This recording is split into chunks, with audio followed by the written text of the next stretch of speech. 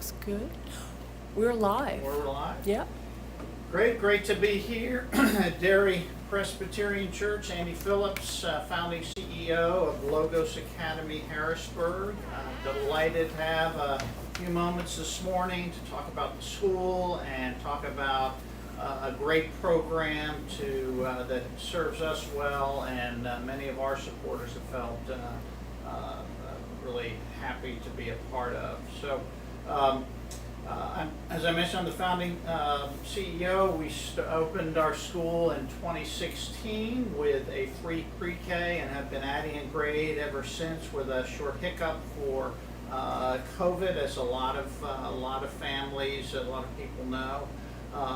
We emphasize that we're providing a quality and compassionate education for all students in Harrisburg, regardless of faith commitment or financial abilities. And we believe that a big part of what we're called to do is create a safe space, a space where students can walk in and for that day, for that hour, just take off the crushing weight of their armor.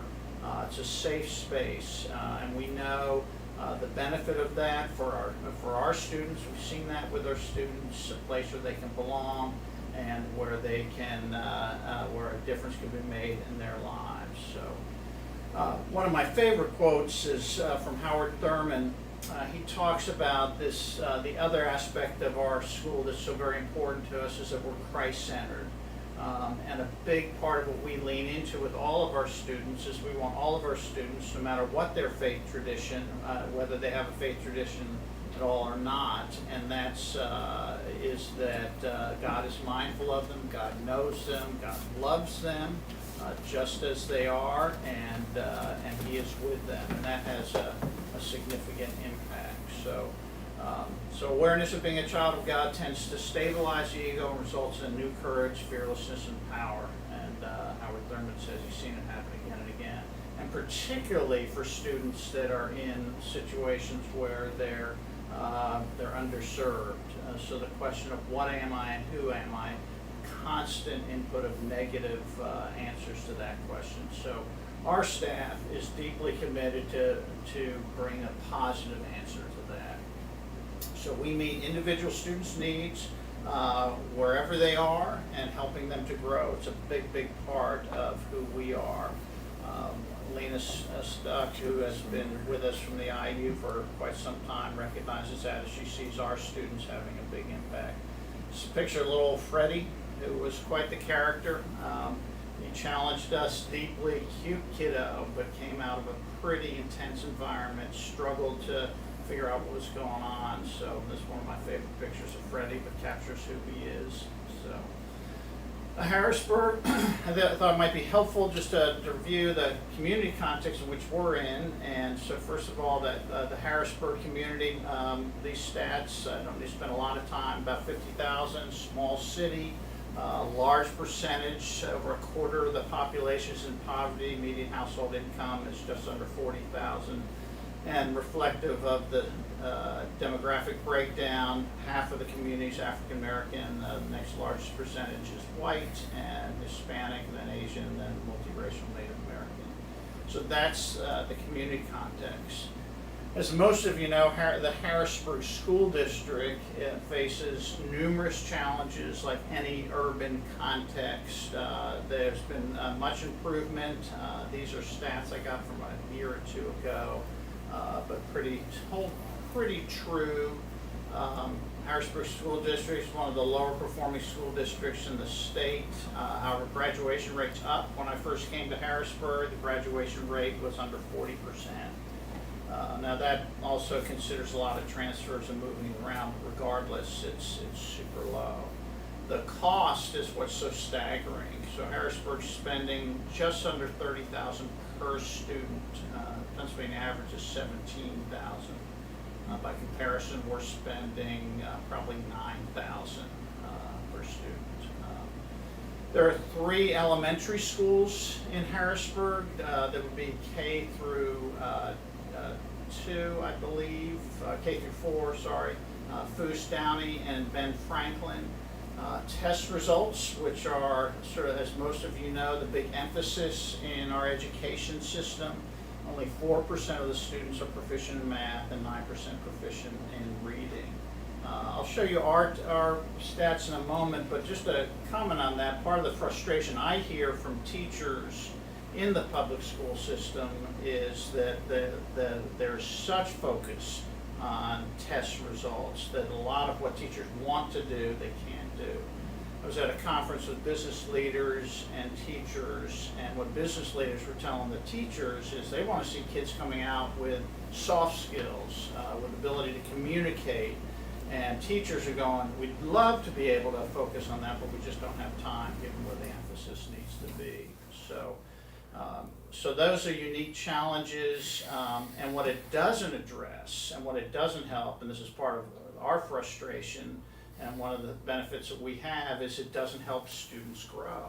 Tests show where students are at that moment, which is fine, and it gives you good stats, but how is it helping them to grow? Every student can grow. The most advanced and the least, and the student with the most challenges. So we lean into that pretty heavy, and I'll show you our stats on those things in a second. Statewide, 22 PSSA, the main testing measure, third grade, and this is statewide. 27% of students are proficient in math, and 41% are proficient in English language arts, and that's statewide. And that's in many ways discouraging. So here's our numbers, just by comparison. So this is for the year we just finished. We have 51 students. 43% of our students are in poverty, and then another 22% are what we define as near poverty, or 185% of the poverty line. Our median household income is $27,600, and for a family of four, that's poverty. So, but that's median, so half below, half above. And then we look very much like Harrisburg. If you remember Harrisburg stats, 51% African American, 21% white, and then there's Latino, Hispanic, and then there's others that would fall into that. Our school income, and by that I mean the way we are funded. We are an independent private school. The Department of Education considers us a non-licensed registered religious day school, and we have no, the state does not hold, there aren't strings we are tied to with the state. We use the benchmarks and those sort of things as well, but so no funding. So 35% of our budget of just over $500,000 comes through individual donors.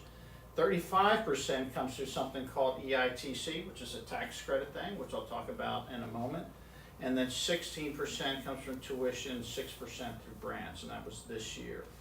In an ideal world, these four categories, it ought to be 25% for each of those. And so we're working on addressing that, particularly with tuition, with grants.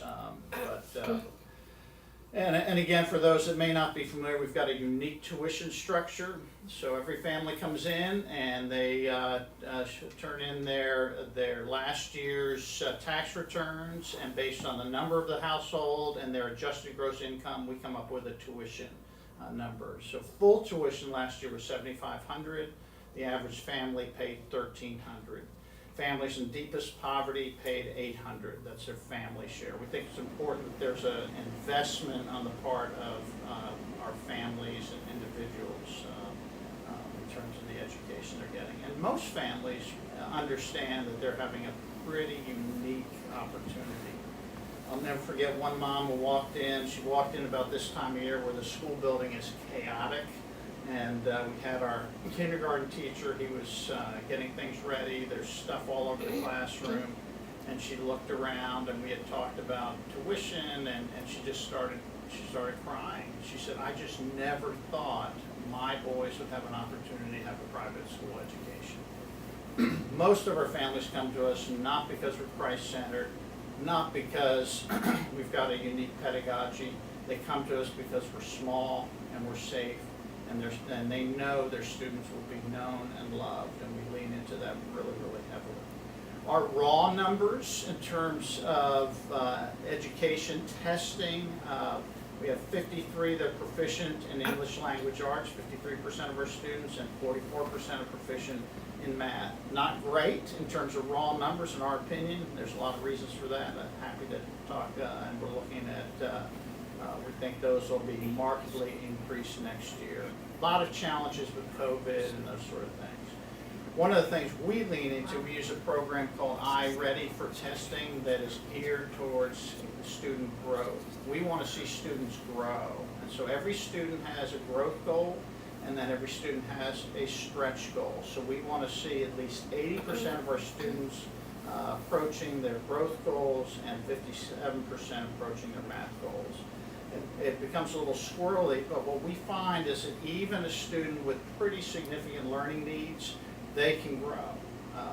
We've got a couple students, 2 or 3 students that are super bright. They test well, and those students can grow. And so some of those students, even though they're bright, they're not approaching their growth goals. And so we want to encourage that. So it's super important that our education, the education we're offering, is shaped for the student themselves. Anybody have any questions? Rattling through this pretty quick, but I want to get to some other things. Do most of your students start in, do you have kindergarten? Yeah, we have You pre-K mentioned that, through 4th grade. So do most of your students start there, or do you have students coming in at higher grades? Yeah, so most of the students will start with us kindergarten or 1st grade, but there's a lot of transition. We have about 69% of our students returning this year from last year. We'd like that to be higher, but again, there's constant transition. I think we only have 1 student that's not returning because mom doesn't like the education. But so we're pretty proud of that, and but we want students here. The higher we get, grade level, a lot of our parents are going, well, if you're only up through 4th grade, do we want to go through another transition? Our long-term plan is to be a pre-K through 5th grade school and then partner with other schools in the community with a scholarship fund that we just recently launched. But Do you find that the kids make their goals more successfully if they come in as a Yes. preschool student? Yeah, well, we've noticed, and this is just small sample set, and we just brought back pre-K last year, but we noticed is that every one of our pre-K students tests significantly higher in kindergarten than students coming from any other pre-K program. Some of that's environment that they're getting used to, because we're a very different environment. Some of that is students learning to be students. So we find that that there's a pretty significant change, at least in that sample set. So, yeah. Any other questions? How much, the growth goals, I would imagine, are pretty individualistic. Yes. So how much of the actual teaching is spent individual to individual, or is it more or less still a classroom? Yeah, so it's a little bit, you're all welcome to tour anytime, just reach out. But, so if you walk in, it'll look like a fairly ordinary classroom, but we do have, they do have small group settings in which they work. There's something which it'll be new this year, but something called Win Time, which is what I need. So some students need remedial help, so there's that, and then we also have some help with social emotional learning. So there's not a lot of lengthy time sitting at a desk working on papers. There is that, but there's a lot of individualized time.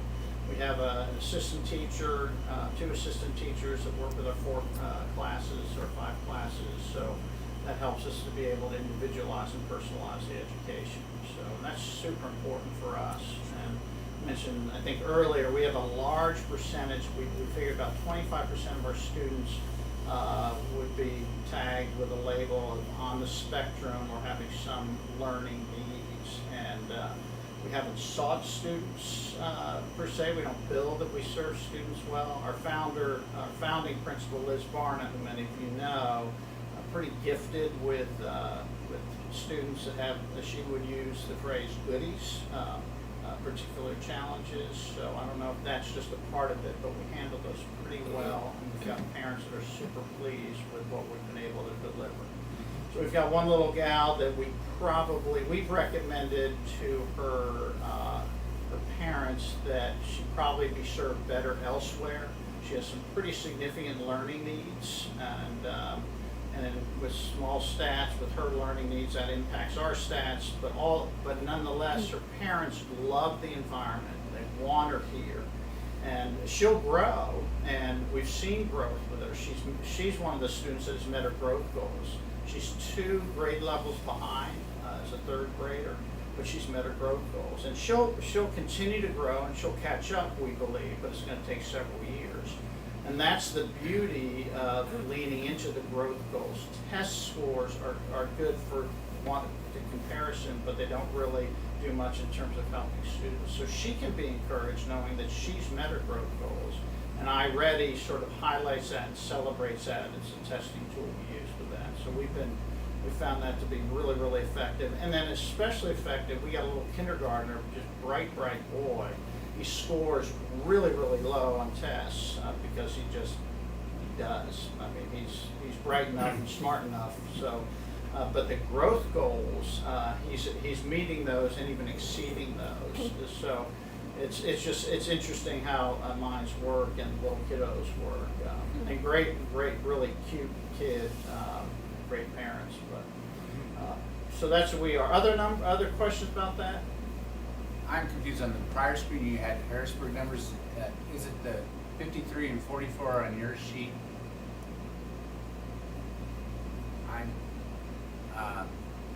Sorry. I was going back to Harrisburg.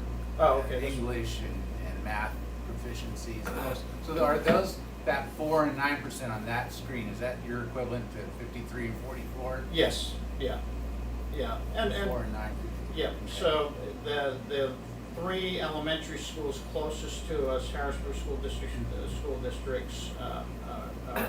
Those are the test proficiency numbers, And your which would be scores comparison 53. to us with 53 and 44%. Thank you. And yeah. So. All right. Other questions? No, but good for your teachers. Yeah, good for our teachers.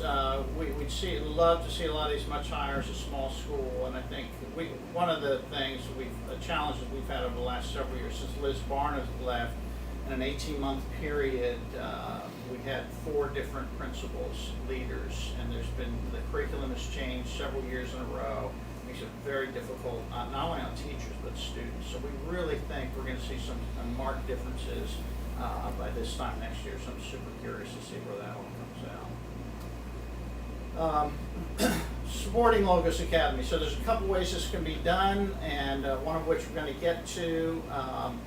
So obviously, treasures, donations. I mentioned that 35% of our support comes through individual donations. And then there's another aspect. I flip this up here. This is a plaque that's in our 2nd grade classroom. Dairy Press invested a lot financially in that refurbishing, but not just treasures, talents. And so we've got some living talents right here, and I love the picture of Charlie with his head in the ceiling. So, so we lean heavily into. I think this is probably the 3rd or 4th summer that y'all have been investing in some form. Pete, I mentioned Pete earlier. I saw him here a couple months ago, and he was all cleaned up, and I didn't recognize him because I'd never met him in anything but dust and sweat. So, but we lean heavily into volunteer help. We've got a couple volunteers who come in the classroom. There's numerous opportunities. So it's not just the financial investment. We have one donor that has been. I tell them that you're one of our best donors. They donate $50 a month. But she's there weekly volunteering. They've hosted several desserts to invite their friends and hear about the school. They've connected us with several other donors, so it's that long-term investment that's super helpful for us, because we want to be viable for not just the kids we're serving now, but for generations to come, and we're constantly working on that. And then the other thing, and I love to do this, I spoke at a church in Hanover a couple weeks ago, and I said, yep, there's treasures and there's talents, and I could talk about that in terms of what we like about the school. Our treasures are the kids. They're just cute, they're fun, they're engaged, they want to learn. And then there's talents, and whenever I talk about the greatest thing that we have to offer is our staff. Most of our staff, there's very few exceptions of our staff that come to us without a story like Nate's story. Nate was a young guy just out of college. What am I going to do? He was praying in church and his phone rings, and it's me to talk to him about being our marketing and operations guy. And so there's a strong sense of God's call on our staff, and that's reflected in their deep investment, deep commitment to the mission. It's a hard place to work. Kids can be challenging, and so unless you feel like you're invested in the mission, it's super tough. So the talents we see in our teachers. This is the next way to support, and I love to throw this out. The taxes, and people go, taxes? What do you mean taxes? Pennsylvania has this program. It's not unique to Pennsylvania. Florida has them. There's several other states. EITC, or the Educational Improvement Tax Credit Program, but it's an opportunity for individuals, used to only be businesses, but for individuals to give up to 90% of a donation to a scholarship organization, and 90% of that is credited back to them as a tax credit. So for example, and this is a pitch I'll use with some folks, I'll say, pay taxes or give a scholarship to a student. So say you donate $5,000 to Logos Academy through the Pennsylvania, this tax credit program. $4,500 of that donation is a Pennsylvania tax credit, and then the $500 is a federal charitable deduction. And Mike's here with us, so you can correct me if I say anything wrong, or you can validate stuff. But we've got numerous donors that participate. 35% of our income comes through this program, and it's a great way to support our school. And I'm going to go through some of the details, so hopefully answer any questions. But I mention this from time to time, and people will come up and go, "Is that legit? Is that legal?" And it's becoming more familiar, I think, with folks, in particular with accountants, but there's accountants that aren't familiar with this program. So when I mention it, I get this question often: why isn't everybody doing this? Why isn't everybody participating in a program like this? And there's a couple reasons. Most people don't realize they can. People that have heard of the Educational Improvement Tax Credit Program think that it's just only businesses can. And the other reason is, at least in the program that we're involved with, the Central Pennsylvania Scholarship Fund, you need to have a PA tax liability of $3,500 or more. So, and that's I think a little over $100,000. I think an adjusted gross income, something like that. My numbers may be off there, but and then third, the program, and I'll walk through it in a minute, but the program means you need to have money available to pay your taxes essentially in advance. So if you don't have a good cash reserve, it can be pretty challenging to participate. And then there's a hassle factor. You know, there's forms to fill out, and there's waiting for the K-1 to come, and then your PA return doesn't get to you until later in the game. This year, significantly later, I've understood. So there are those. Questions about that before I move on? I'll just say that the paperwork is pretty darn simple. It's really is. You fill out a form. In case of our contribution through the EITC program, you just there's a, to use a political term, there's a bundler. There's a person who puts together these tax credit programs, and they send out the paperwork. I fill out a few simple lines and sign, and then I forge Karen's name to it. Gonna be you to let her know. But and then when it's time to make a contribution, they send another notice.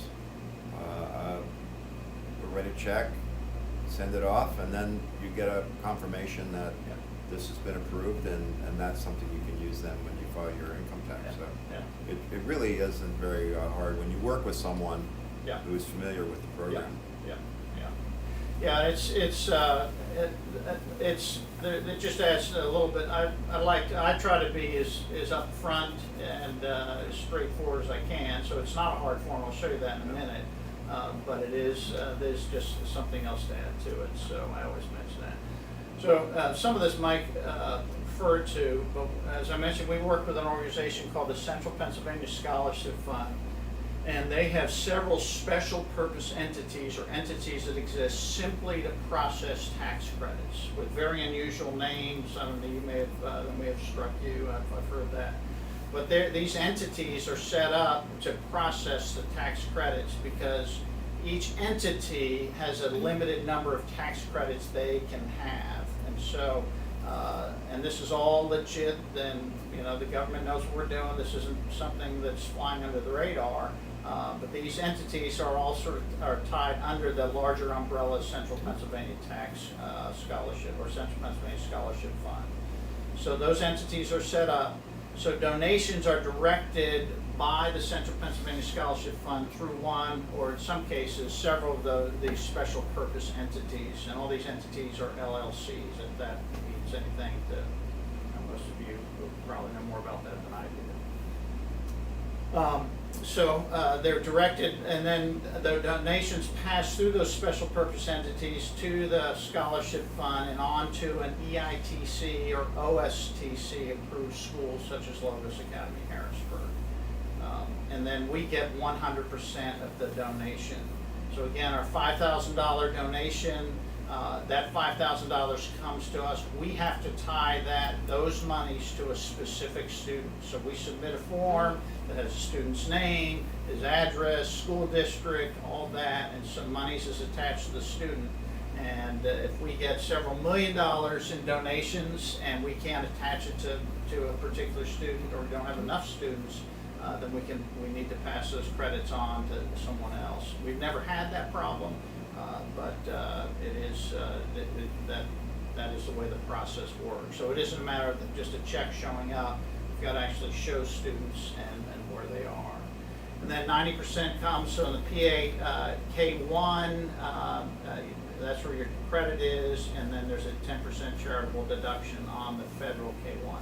It used to be, several years ago, one of our donors, and they closed this loophole, but it used to be that 100% of that donation was tax deductible, and so it was a win-win.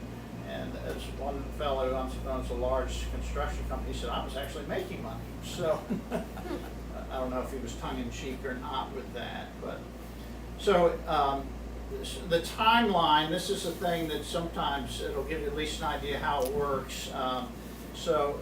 January, essentially through September, you can sign up and submit something called it's a joinder form. It's non-binding, but it essentially reserves credits for you. The sooner you do that, the better, because there's a limited number and it's first come, first served. So there are times when people said, yeah, I like this, I want to do this, and they've waited too long in the year to sign up.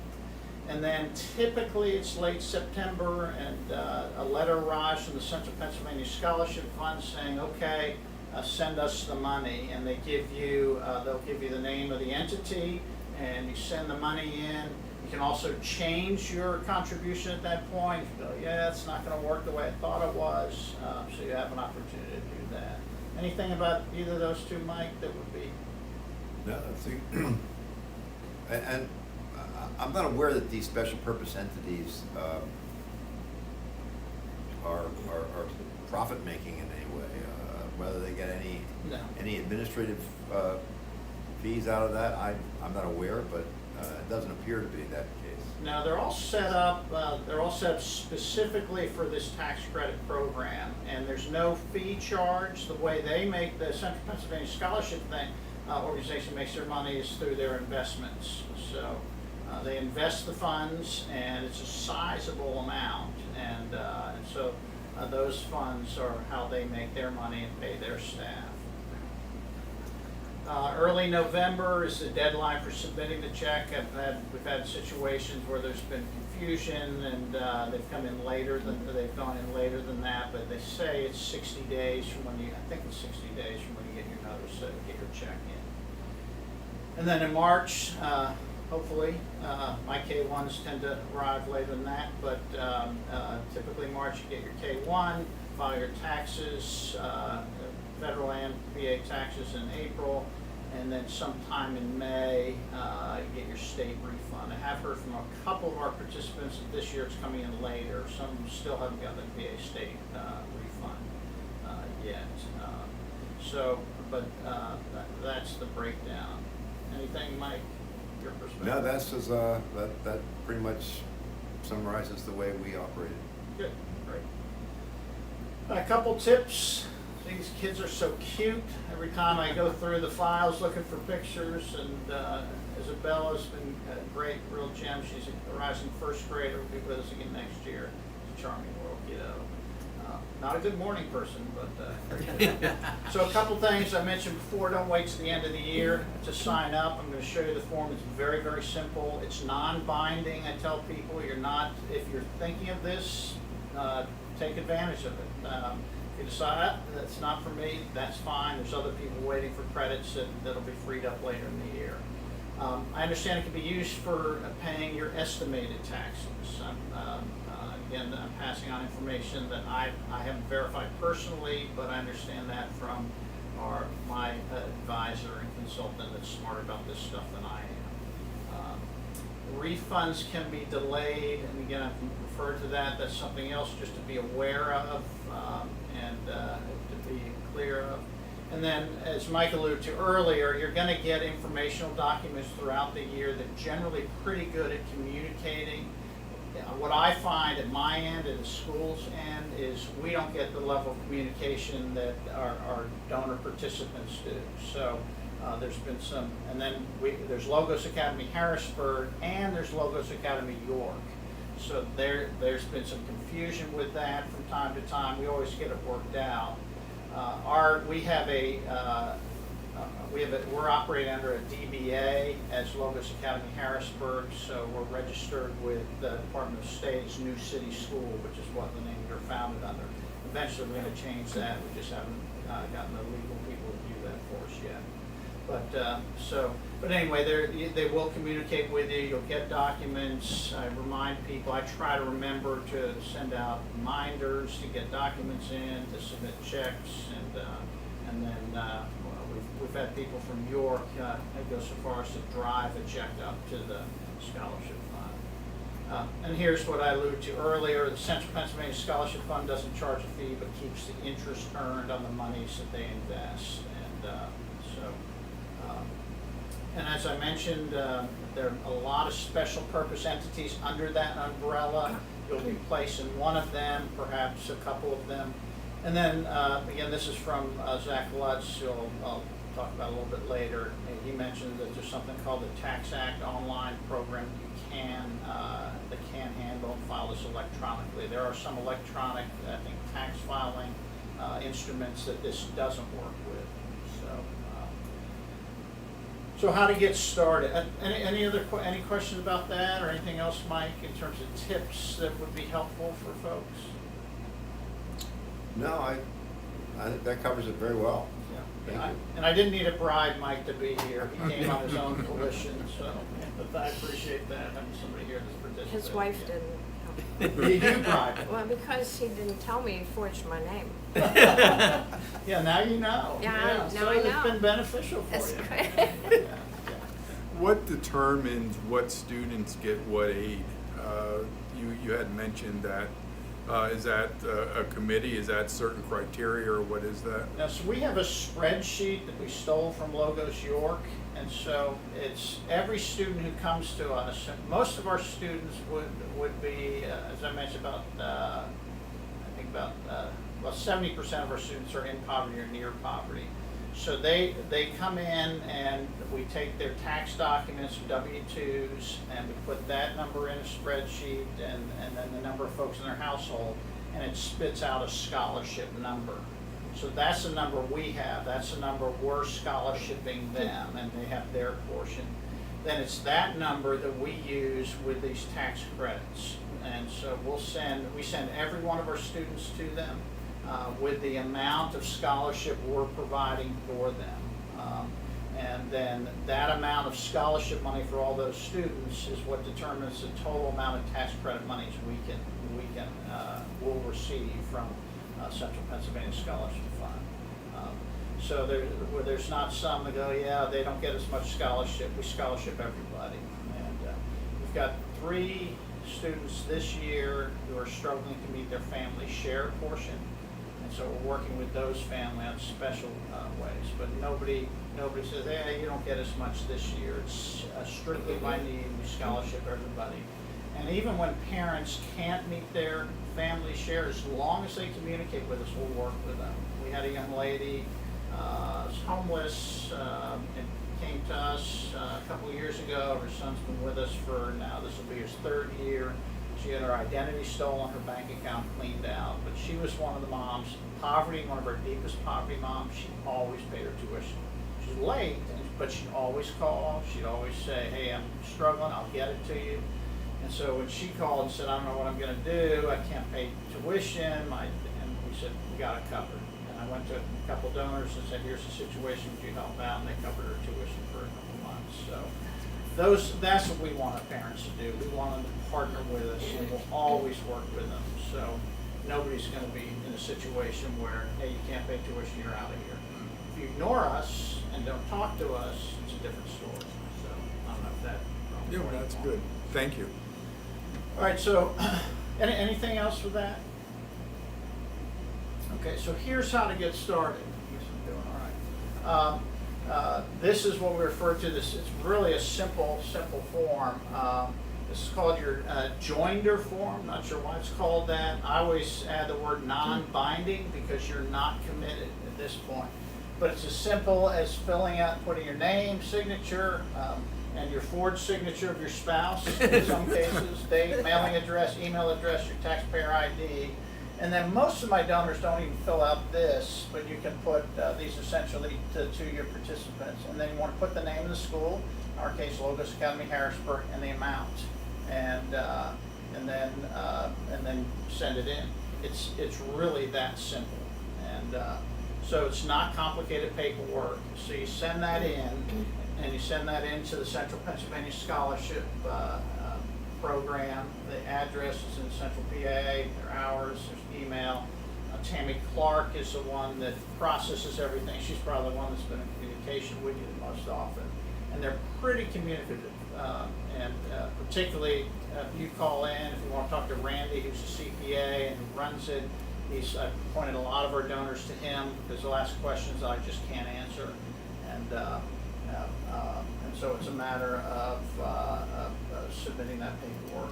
The other part that's super helpful for me is let me know if you're doing this specifically for Logos Academy. Either to say, hey, I'm doing $5,000 this year, note that, because when the checks come to us in March, it is a fiasco. Because I've had people say, yeah, we're going to do it, and I've got a number in there, and then I'm looking for it, and we're coming up short, and so we go through all and figure out they didn't participate this year. So I try to stay on top of it and contact our donors that have indicated they participate, but just let me know, this is what we're doing, this is how much we're doing this year. And then that's helpful, and I'll look to see that comes in. Then I'll let you know personally when the check comes in to us, and the funds come from us. And that's typically, this year it came really late in May, but typically it's March. There's been some changes that made that a little difficult. Questions about this?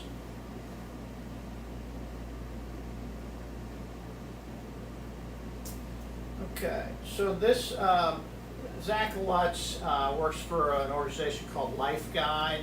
He has been he's done early on when this program was pretty new, he did several presentations for me.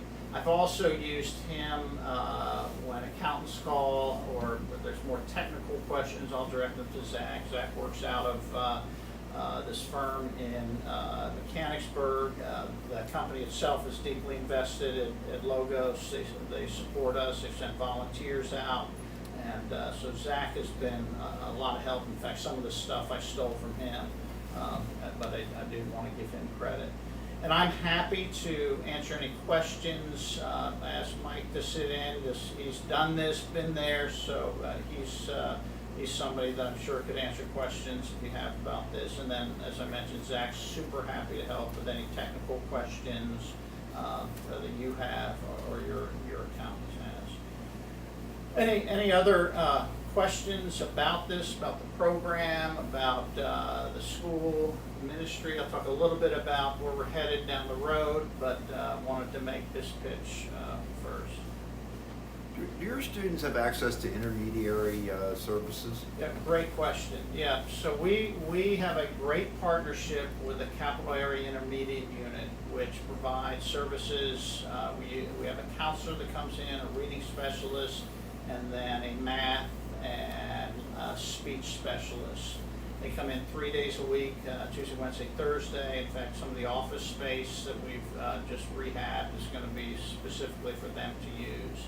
So they're mainly designed to help kiddos on the bubble, not the more deep remedial needs. But that partnership has been great. We love having them there. They love being there. I mentioned Lena Stuck earlier, and she's been with us this will be her 4th year with us, and so they've been a real blessing now with us. Other questions? Any information or statistics on once they graduate Logos, what they go on to? I can't speak for us because they're little kiddos. So but what I do know is Logos Academy York, who's been operating for now their 23 years. They're 100%. I guess not 100%, but the majority of students, almost every student, goes on to a 4-year college and does very well. And it's the same population that we work with, the same population that the city schools. And one of the things that we're able to do that makes a big difference, and I think is a big difference for our parent school, is when we're looking at a student for enrollment, our commitment to parents and families is that we will serve your students well, and if we don't think we can, we'll help you find a school that will. That's our guarantee. And so we've done that. There's been students that have had either learning needs. We had a couple students that were with us that were super, super bright. We tried putting them ahead of grade, and that really didn't serve them well. Infinity Charter School is a much better situation for a couple of these, and so we'll do that. But what we do screen for is parent partnership. So we've got to have a big person invested in the education of their kiddos. And when we don't have that, it doesn't work. And we've had to unenroll a couple students over the years because of that, which is heartbreaking because it's not the kid's fault. It's parents' fault. So we can screen for parent partnership. And what we look for, we don't ask for a lot, but we look for them to communicate with us, to support our teachers, to work with their students at home, limit screen time. A lot of our kids, they are on a screen from when they walk in the door at the end of the day to when they go to bed at night and beyond. We had several students, the TV in the room is on all night, and it's just not healthy. And so we ask them to get their kids to school on time, well-fed, dressed at rest, those kind of things, and then just be in communication and work with us. We never seem to have a problem getting parent participation in our special events. We had a dinner and showcase event at the end of the year last year, and we had over 100 folks there. And so we love that, and that's an important part. We've explored with some volunteer situations, but there's a lot of complicating factors with that, and particularly clearances and those kind of things. So. But parent partnership, I met with Dr. Sybil Knight Burney a number of years ago. She was the superintendent of the Harrisburg School District, and she said, I wish we could do that. She said that would make all the difference in the world. And it does. So that does give us an advantage. when you've got parents or a grandparent or some family member that's going to be invested in the education of a student, it's a game changer. And we love the kids. We're there. We're convinced that if a student knows, is known and loved and understands that, they can learn. And so there's a lot of things we can't offer, but we can offer that. And every staff that we hire, we're looking for that. Our kitchen worker, we don't want them sitting in the kitchen. We want them out investing in the lives of the students. Because for many of our students, this is the one safe place, the one place where they know they're loved, they can take that armor off, and it is life-changing. And we've seen that time and time again. So we see students come in being in a shell.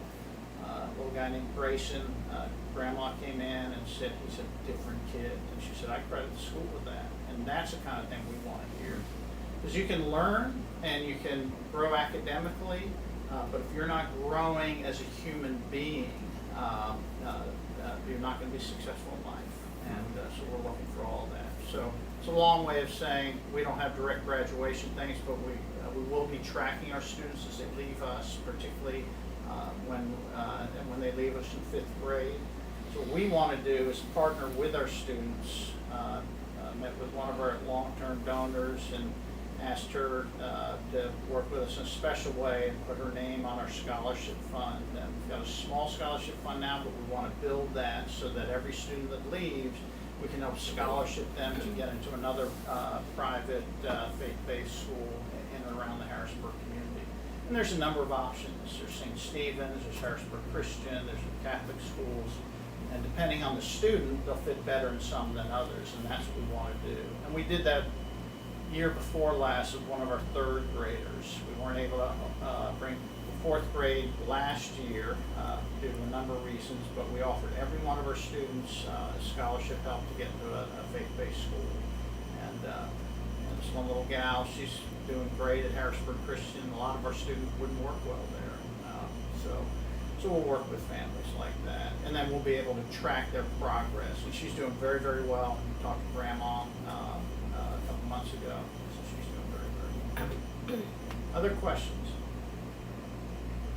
So is a grade level determined by age or by proficiency? Primarily by age. We've got some wiggle room. So we have enrolled students in kindergarten that aren't yet 5. But they're proficient enough, they're kindergarten ready, so there's certain things that they need to be prepared to do in order to be in kindergarten. And a lot of it in kindergarten is do they have the emotional maturity to be a kindergarten student? We had one little guy we tried, he was brilliant, I mean off the charts brilliant. Could speak, I think, 3 or 4 languages. Kindergarten age, but so bright we thought, well, we'll try him in 1st grade. Didn't work out. We told Mom we're going to try it, it may or may not work, and she worked with us, it was great. He ended up, he'd stand up in the middle of class, take off all his clothes and start running around, which I found amusing. The teacher didn't, but I did. Did he go back to kindergarten? Did he go back to kindergarten? No, he just was not ready. He needed more than we could offer, and Jesse and Angelina, my leadership team, worked with Mom, and they worked very closely, communicated a lot, and the teacher was great. And she, it puts her in a real tough spot, obviously, with those kind of things, but he just wasn't ready, and he really wasn't ready for kindergarten at the end of the day. But tested, he was brilliant, off the charts brilliant. So. And that's a student that would just not would be able to serve real well. Correct. Thank you. So so long term, what we're looking at long term, I'll put this back up there, is that we have a great relationship with Second City Church in Harrisburg, and they host us. I was the interim pastor there for a year in between in 2013 to 14.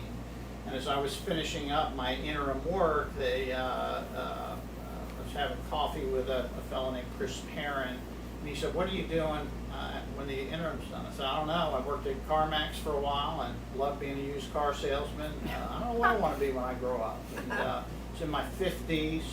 Weird place to be when you're in your 50s. You don't want, frustrated my wife, and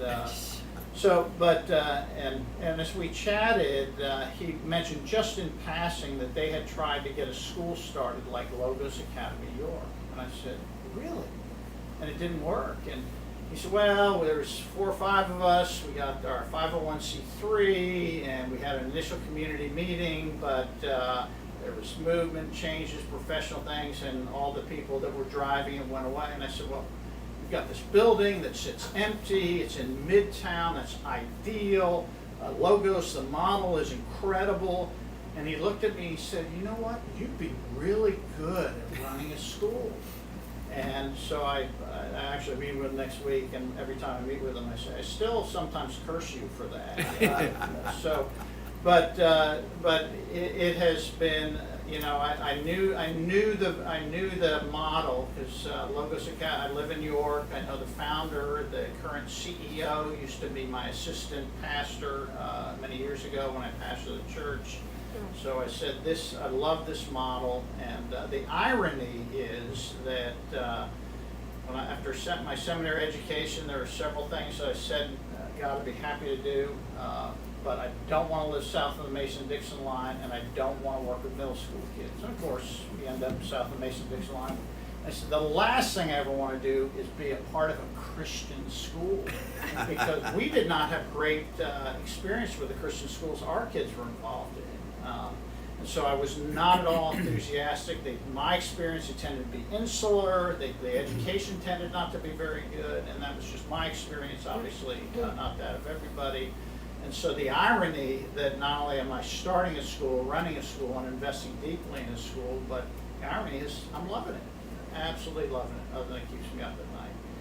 So when we started, we thought, well, I tried to start with a kindergarten and first grade, new to Harrisburg, went around, started asking people for money, and people looked at me and said, what do you know about education? You know, I was educated once, and I made a couple teachers, so people weren't really that enthusiastic about investing in something. We're classical in our pedagogy and really didn't even know what that was. And so struggle around, and the board was super supportive. I was working part-time at CarMax at the time, and I met with 2 people that were hugely influential. One was a guy named Kirk Hallett, who was a founder of the Joshua Group, just died last weekend. And then the other fellow was a guy named Dave Cross, who ran Maury Construction. And so I was struggling what to do. Kirk Hallett is telling me, just do it. That's the kind of guy he was. Just do it. Well, but I don't have. Doesn't matter. Just do it. And so that kind of guy. But and he kept saying, start a free preschool. Just start with a free preschool. I thought, well, I don't know about that. Who will teach it? I said, well, I've got grandkids. I like kids. I can do it. And that's what I told the board. I said, we're going to start with a free preschool. We're just going to make it free to anybody. We'll get started. This will at least communicate to the community at large. We're not here to build our own entity. We're here to serve. And so when I went to the board, they said, great. And I said, I'd teach it. Fortunately, I didn't have to, thanks to Liz Barna. But then I had a meeting the very next day with Dave Cross. We had coffee from time to time, runs a big construction company. And I told him what I was doing, and he said, oh, that's brilliant.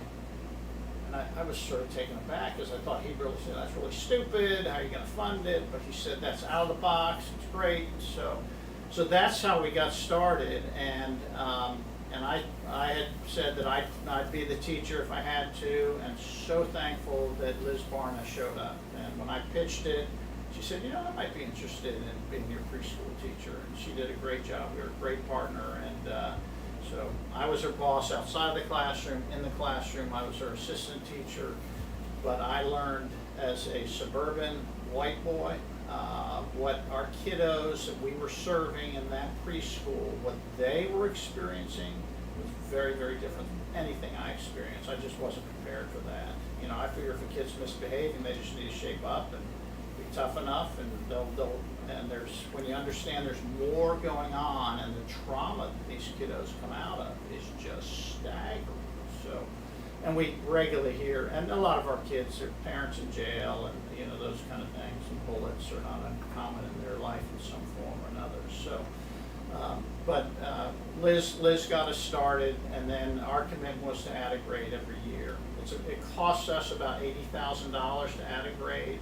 Net cost when you factor teacher salary, room prep, scholarships, and then other assortment of goodies. It's about $70,000 to $80,000. So it's been a pretty aggressive vision as we've done that.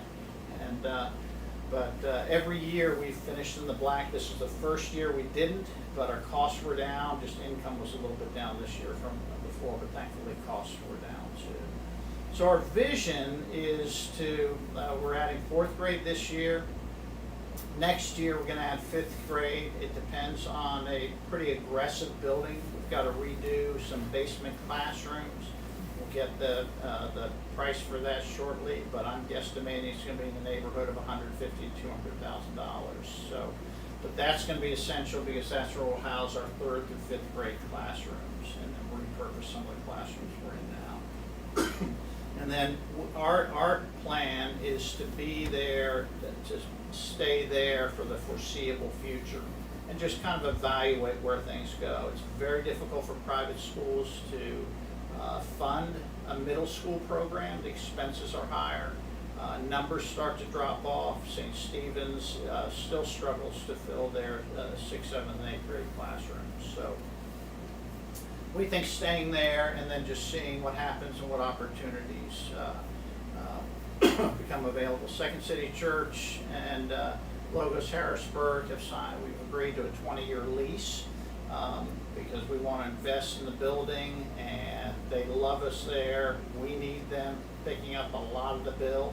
The utility costs alone in January and February is $5,000 a month. Most of that's us. We pay $500 a month in rent and utilities. So they love having us there. It's been a great partnership, and they need us there. We need them there. We don't want to own that building, frankly. Charlie and Pete know and seen it. There's a lot of headaches with that, but together we can make it work. And then we're working on some other joint grants. And in an ideal world, there's an education, we take over that entire education wing, and which would allow us to expand. And we'd probably add additional kindergarten class, additional 1st grade class as we look at where we're headed for the future. And then we still don't offer teachers benefits, and so that's something that we want to bring to the table shortly, so the foreseeable future. Other questions, anything I can answer?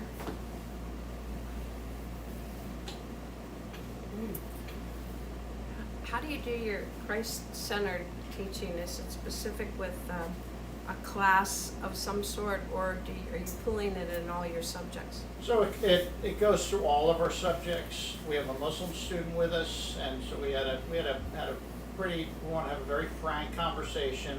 We didn't want to mislead at all, but we said, our goal is that every student who is with us knows that there's a God who's there, that knows them and loves them, and that God is best known and understood through Jesus. And so that's the essential message that's communicated. But there's a Bible curriculum that we use in our classrooms. Start the day with prayer. We have chapel once a month, so it's kind of woven throughout. And then we require all of our staff to be sincere followers of Jesus, to have a faith that aligns with the Apostles' and Nicene Creed, and then to be a part of a faith community. We're not a church, and we want our staff to grow in their relationship with Jesus, and so they've got to be a part of the church. So we lean into that pretty heavy, understanding there's transition periods between churches, and there's been some church hurt over the years, so we're pretty sensitive to that, but that's what we expect.